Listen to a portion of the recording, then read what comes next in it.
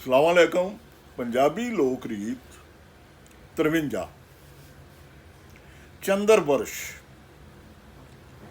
ਘੱਟ ਸੁਣਿਆ ਬੋਲਿਆ ਜਾਂਦਾ, ਤੁਸਾਂ ਵੀ ਸੁਣਿਆ ਨਹੀਂ ਹੋ ਸੀ, ਪਰ ਵੇਰਵਾ ਕੀਤਿਆਂ ਤੁਹਾਨੂੰ ਸਮਝ ਆ ਜਾ ਸੀ।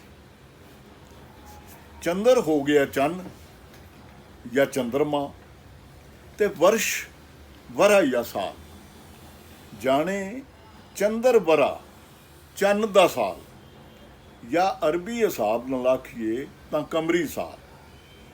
ਪੰਜਾਬ ਵਿੱਚ ਵੀ ਬਰੇ ਸਗੀਰ ਦੇ ਹੋਰਾਂ ਇਲਾਕਿਆਂ ਵਾਕਣ ਮਜ਼ਹਬੀ ਰਸਮਾਂ ਰੀਤਾਂ ਤੇ ਦਿਨਾਂ ਦਿਹਾੜਿਆਂ ਤੇ ਮੇਲਿਆਂ ਠੇਲਿਆਂ ਲਈ ਚੰਨ ਦੇ ਸਾਲ ਦੀਆਂ ਤਰੀਕਾਂ ਨੂੰ ਹੀ ਮੁੱਖ ਰੱਖਿਆ ਜਾਂਦਾ ਸੀ।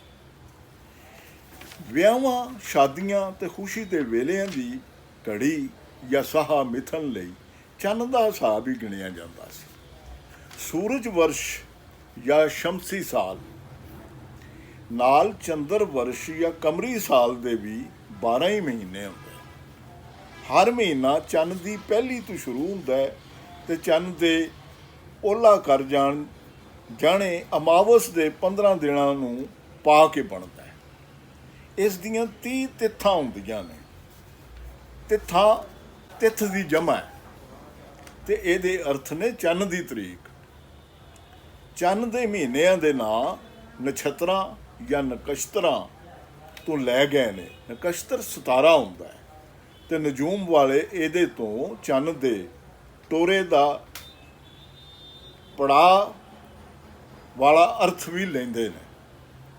ਜਿਨ੍ਹਾਂ ਸਿਤਾਰਿਆਂ ਜਾਂ ਪੜਾਵਾਂ ਨੂੰ ਚੰਦਰਮਾ ਜਾਂ ਚੰਨ ਲੰਘਦਾ ਹੋਇਆ ਪੂਰਨ ਹੁੰਦਾ ਹੈ, ਉਸ ਮਹੀਨੇ ਦਾ ਨਾਂ ਉਸ ਪੜਾਅ ਜਾਂ ਸਿਤਾਰੇ ਜਾਂ ਨਕਸ਼ਤਰ ਉੱਤੇ ਹੀ ਰੱਖਿਆ ਜਾਂਦਾ ਹੈ। ਜਿਵੇਂ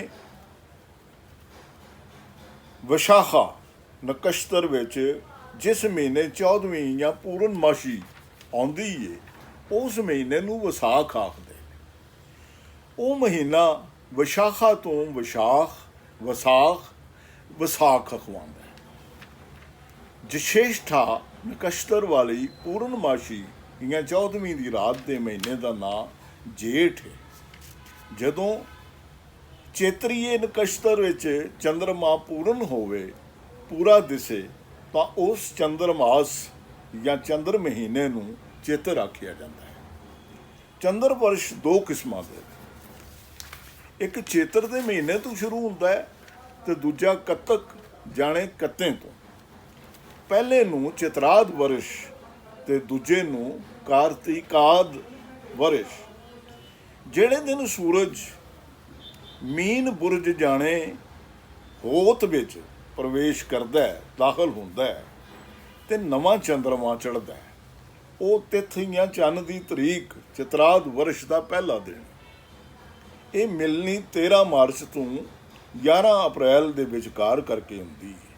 ਕਾਰਤਕ ਚੰਦਰ ਵਰਸ਼ ਦੀ ਚੰਨੋਂ ਪਹਿਲੀ ਉਦੋਂ ਪੈਂਦੀ ਹੈ ਜਦੋਂ ਨਵਾਂ ਚੰਦਰਮਾ ਜਾਂ ਚੰਦ ਸੂਰਜ ਦੇ ਤੁਲਾ ਜਾਣੇ ਤੱਕੜੀ ਜਾਂ ਮੈਜ਼ਾਨ ਬੁਰਜ ਵਿੱਚ ਦਾਖਲੇ ਨਾਲ ਮਿਲਣਾ ਛੋਵੇ। ਇਹ ਮਿਲਤ 17 ਅਕਤੂਬਰ ਤੋਂ 15 ਨਵੰਬਰ ਦੇ ਵਿਚਕਾਰ ਹੁੰਦੀ। ਚੰਦਰਮਾਸ ਜਾਂ ਚੰਨ ਦੇ ਮਹੀਨੇ ਦੋ ਤਰੀਕਿਆਂ ਨਾਲ ਮੁੱਕਦੇ ਨੇ। ਇੱਕ ਅਮਾਵਸ ਵਾਲੇ ਦਿਨ ਜਾਣੇ ਮੱਸਿਆ ਵਾਲੇ ਦਿਹਾੜ, ਦੂਜੇ ਪੂਰਨਮਾਸ਼ੀ ਜਾਣੇ 14ਵੀਂ ਦੀ ਰਾਤ। ਪਹਿਲੀ ਕਿਸਮ ਦੇ ਚੰਦਰ ਮਹੀਨੇ ਨੂੰ ਸ਼ੁਕਲਾਦ ਤੇ ਦੂਜੀ ਨੂੰ ਕ੍ਰਿਸ਼ਨਾਦ ਆਖਦੇ ਹਨ। ਪੰਜਾਬ ਤੇ ਪਰਬਤੀ ਹਿੰਦ ਵਿੱਚ ਕ੍ਰਿਸ਼ਨਾਦ ਚੰਦਰ ਮਹੀਨਾ ਚੱਲਦਾ ਹੈ ਤੇ ਦੱਖਣੀ ਹਿੰਦ ਵਿੱਚ ਸ਼ੁਕਲਾਦ ਚੰਦਰ ਮਹੀਨਾ।